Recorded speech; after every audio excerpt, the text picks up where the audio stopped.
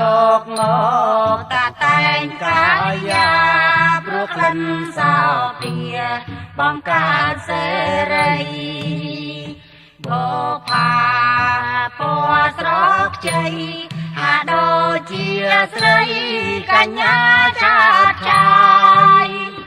រំគ្នាគេតែងសរសើរចំពោះរូបបផាកនឡងហាក្នុងសួនច្បារមកចាំត្រៀមត្រាក្រេបយកលំអងការីង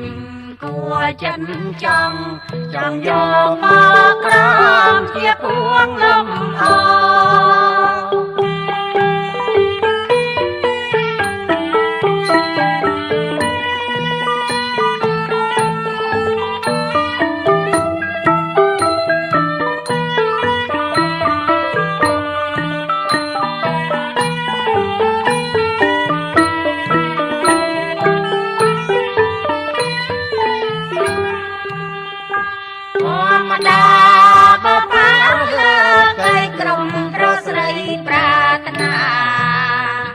យកម